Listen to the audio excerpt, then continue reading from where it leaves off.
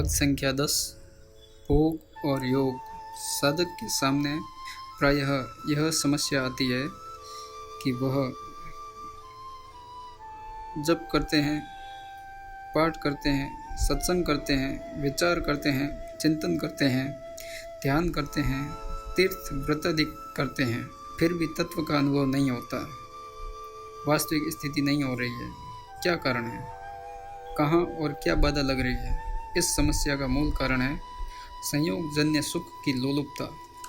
विनाशी वस्तु के संबंध से होने वाला जो सुख है, उस सुख की जो लोलुपता है, भीतर में जो इच्छा है कि यह सुख मिले, यह सुख बना रहे, यह सुख बढ़ता रहे, यही खास बाधा है। इसी के कारण वास्तविक स्थिति का अनुभव नहीं हो रहा है। सुख का आना खराब नहीं है, प्रत्युत सुख का भोग और उसकी इच्छा खराब है। यह सुख की इच्छा बहुत दूर तक साधक के लिए बाधक होती है। जहाँ उसने सुख भोगा वहीं बाधा लग जाएगी। संयोगजन्य सुख से अतीत जो समता का, शांति का सुख है, उसका भी यदि साधक भोग करेगा तो वह आंशिक समता, शांति भी स्थायी नहीं रहेगी, प्रत्युत आती जाती रहेगी। कारण कि साधनजन्य सात्विक सुख का भोग भी बांधने वाला है, साधनजन्य सुख का ज्ञान बांधने वाला नहीं है, प्रत्युत उसका भोग बांधने वाला है। साधनजन्य सुख में राजी होना, उसके कारण अपने में दूसरों की अपेक्षा विशेषता देखना भोग है। यह सिद्धांत है कि हम जिस चीज़ का भोग करते हैं वह चीज़ नष्ट हो जाती है और हमारा पतन होता है। जैसे धन का भोग करने से धन नष्ट हो जाता है और हमारा पतन होता है, अर्थात आदत बिगड़ती है। संसार में सुख भी आता है और दुख भी, क्योंकि सुख दुख, अनुकूलता प्रतिकूलता संसार का स्वरूप है। परंतु हमें न सुख का भोग करना है न दुख का, कारण कि सुखी होना भी बंधन है और दुखी होना भी बंधन है। अगर सुखी दुखी होना ही हो तो सुख में भी सुखी हो और दुख में भी सुखी हो तो ठीक हो जाएगा, अथवा सुख में भी दुखी हो और दुख में भी दुखी हो तो ठीक हो जाएगा।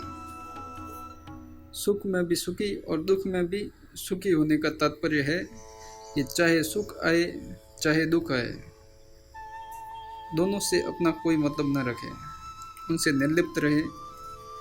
सुख में भी दुखी और दुख में भी दुखी होने का तात्पर्य है कि सुख में सुखी हो जाने पर यह दुख हो जाए कि मैं सुखी क्यों हो गया, अर्थात मेरे पर सुख का असर क्यों हो गया, और दुख में दुखी हो जाने पर यह दुख हो जाए कि मैं दुखी क्यों हो गया। तात्पर्य है कि जिस किसी तरह अपने में समता और निर्लिप्तता आनी चाहिए। वास्तव में भोग ही योग में बाधक है। अतः न तो सुख का भोग करना है और न दुख का ही भोग करना है। जब हम सुख और दुख दोनों में सम रहेंगे, प्रसन्न रहेंगे, तब सुख दुख का भोग नहीं होगा।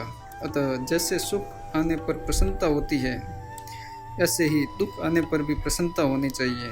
बीमारी में, घाटा लगने में, प्रिय की मृत्यु में भी प्रसन्नता होनी चाहिए, और ऐसा हो सकता है। दुख में भी सुख हो सकता है। तेज बुखार चढ़े, शरीर में पीड़ा हो तो उसमें भी आनंद हो सकता है। अपमान हो जाए, घाटा लग जाए तो उसमें भी आनंद हो सकता है। अगर यह बात समझ में आ जाए तो बड़े भारी लाभ की बात है। अनुकूलता में सुखी और प्रतिकूलता में दुखी तो पशु पक्षी, भूत प्रेत, पिशाच, राक्षस आदि भी होते हैं। अगर यही दशा हमारी भी है तो मनुष्य शरीर की क्या विशेषता हुई, हमारे में और पशुओं में क्या फर्क हुआ। अतः हमें प्रत्येक परिस्थिति में प्रसन्न रहना है। सुख आने पर भी प्रसन्न रहना है और दुख आने पर भी प्रसन्न रहना है।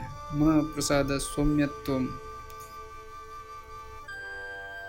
प्रश्न: दुख आने पर भी प्रसन्न कैसे रहे? उत्तर: जैसे पैर में कांटा गड़ जाए तो उसको लोहे के कांटे से ही निकालते हैं, इसलिए कांटा निकालते समय बड़ी पीड़ा होती है, परंतु कांटा निकल रहा है इस बात को लेकर उस पीड़ा में भी सुख का अनुभव होता है। प्रसव के समय स्त्री को बहुत पीड़ा होती है। संतों ने भी लिखा है, बांझ की जान प्रसव के पीरा, परंतु उस समय भी जब वह सुनती है कि लड़का जन्मा है, तब उसको उस पीड़ा में भी प्रसन्नता का अनुभव होता है। हम कर्जा चुकाते हैं तो घर से पैसे देने पड़ते हैं, और कर्जा उतर गया इस बात से बड़ी प्रसन्नता होती है। घर से 100 रुपये निकल जाए तो दुख होता है, पर 100 रुपये निकलने पर कर्जा उतरता हो तो भले आदमी को बड़ा सुख होता है कि बहुत अच्छा हुआ। इससे सिद्ध हुआ कि दुख में भी सुख का अनुभव हो सकता है। पाप पुण्य की दृष्टि से विचार करें तो दुख में पापों का नाश होता है, और सुख में पुण्यों का। विचार करें कि हम पापों का नाश चाहते हैं या पुण्यों का। कोई भी यह नहीं चाहता कि मेरे पुण्यों का नाश हो।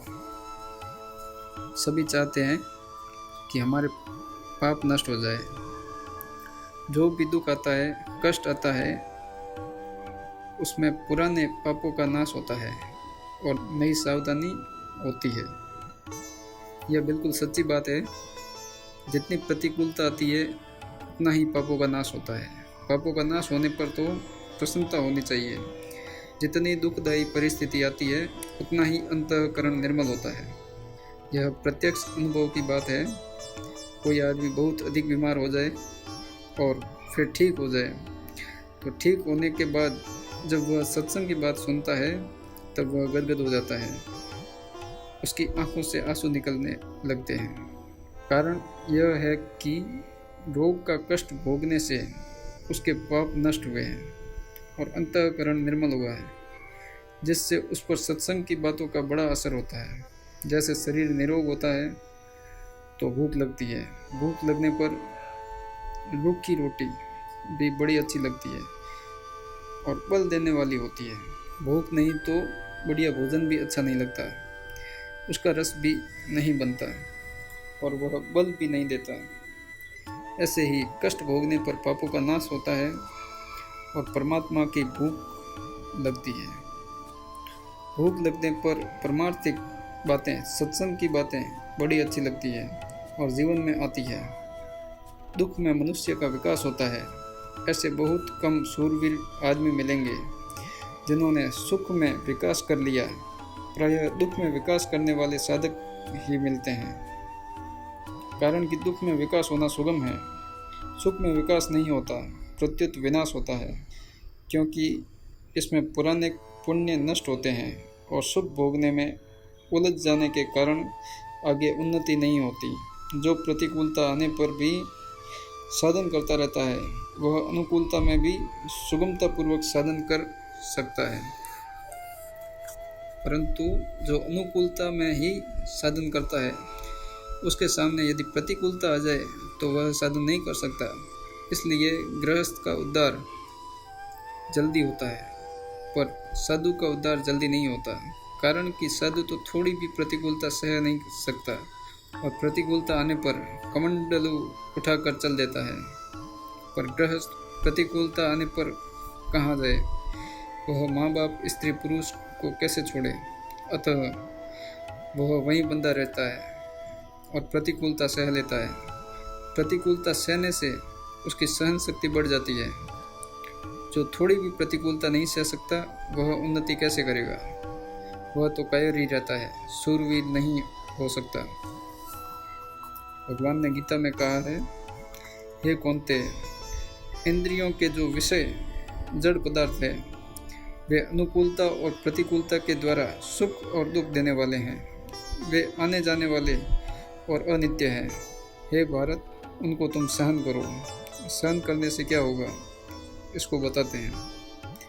हे पुरुष श्रेष्ठ अर्जुन, सुख दुख में सम रहने वाले जिस धीर मनुष्य को ये मात्रा स्पर्श अर्थात पदार्थ व्यथा नहीं पहुंचाते, वह अमर होने में समर्थ हो जाता है, अर्थात जन्म मरण से रहित हो जाता है।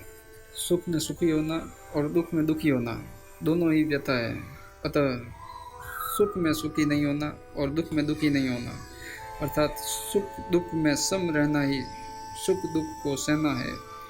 जो सुखी दुखी हो गया उससे सुख भी नहीं सहा गया और दुख भी नहीं सहा गया। भगवत कृपा की दृष्टि से विचार करें तो दुख में भगवान की कृपा अधिक होती है। जैसे बच्चे खेल रहे हैं और उसकी माँ के मन में भाव आ जाए तो वह सब बच्चों को लड्डू दे सकती है, परंतु बच्चे शरारत करें तो वह सबको थप्पड़ नहीं लगा सकती, प्रत्युत अपने बच्चों को ही थप्पड़ लगा सकती है। तात्पर्य है कि थप्पड़ लगाने में जितना अपनापन है, लड्डू देने में उतना अपनापन नहीं है। इसी तरह दुख आने पर ऐसा सोचे कि भगवान का मेरे पर अपनापन है। अपनापन जितना सुखदायी है उतना दुखदायी नहीं है। यदि अपनेपन को देखें तो दुख भी आनंद देने वाला हो जाता है। अतः दुख आने पर आनंद मानना चाहिए कि भगवान ने बड़ी कृपा कर दी। विवेक की दृष्टि से विचार करें तो एक सीधी सरल बात है कि सुख में भी हम रहते हैं और दुख में भी हम रहते हैं। अतः सुख दुख को न देखकर अपने स्वरूप को देखें कि हम स्वयं तो वही हैं।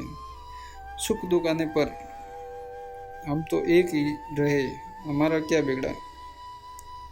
जो सुख के समय हम थे वे ही दुख के समय हम हैं, और जो दुख के समय हम थे वे ही सुख के समय हम हैं। हमारा स्वरूप सुख और दुख दोनों में सम है। सुख और दुख तो आने जाने वाले होते हैं, पर स्वरूप कहीं आने जाने वाला नहीं है, प्रत्युत ज्यों का त्यों स्थित है। न सुख रहता है और न दुख रहता है, पर हम स्वरूप से वैसे के वैसे ही रहते हैं। फिर आने जाने वालों को लेकर हम सुखी दुखी क्यों हो? फिर हमारे पर सुख दुख का असर पड़ गया है, हम सुखी दुखी हो गए, आगंतुक विकारों में बंध गए, तो फिर हमारी स्थिति स्वरूप में नहीं रही। हम स्वस्थ नहीं रहे, प्रत्युत अस्वस्थ हो गए। जैसे हम दरवाजे पर खड़े हैं, हमारे सामने रास्ते पर मोटरें आ गई तो हम प्रसन्न हो गए, और मोटर नहीं आई तो दुखी हो गए।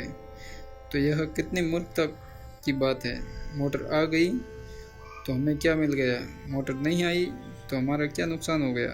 ऐसे ही घर में बेटा आ गया तो क्या हो गया, और बेटा मर गया तो क्या हो गया। सब आने जाने वाले हैं। अतः मनुष्य मात्र में यह विवेक जागृत रहना चाहिए कि सुख और दुख आने जाने वाले हैं और हम स्वरूप से रहने वाले हैं। रहने वाला आने जाने वालों से सुखी दुखी क्यों हो? इसलिए चाहे पाप पुण्य की दृष्टि से देखें, चाहे भगवत कृपा की दृष्टि से देखें, और चाहे विवेक की दृष्टि से देखें, हमें सुखी दुखी नहीं होना है। सुखी दुखी न होने का उद्देश्य बनने के बाद अगर सुख दुख का असर पड़ भी जाए तो साधक को डरना नहीं चाहिए और अपनी हार स्वीकार नहीं करनी चाहिए। असर पड़ गया तो पड़ गया, उसकी उपेक्षा कर देनी चाहिए। पूर्व संस्कार से सुख दुख होता है तो वह आता नहीं, प्रत्युत मिट जाता है। साधक को दृढ़ विचार कर लेना चाहिए कि सुख का असर पड़ गया तो पड़ गया, पर मेरे को सुख नहीं भोगना है। दुख का असर पड़ गया तो पड़ गया, पर मेरे को दुख नहीं भोगना है।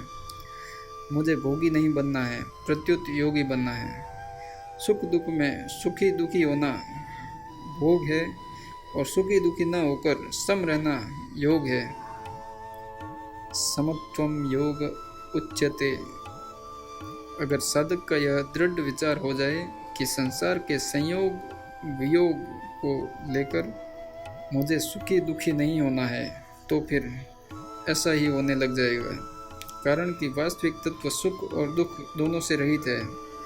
वहाँ न सुख है न दुख है, प्रत्युत एक स्वतः सिद्ध स्वाभाविक आनंद है। इस आनंद को ही गीता ने अक्षय सुख नाम से कहा है। बाह्य स्पर्श नाशवान पदार्थ में आसक्ति रहित अंतःकरण वाला साधक आत्मा अर्थात अंतःकरण में जो सात्विक सुख है उसको प्राप्त होता है। फिर वह ब्रह्म में अभिन्न भाव से स्थित मनुष्य अक्षय सुख का अनुभव करता है।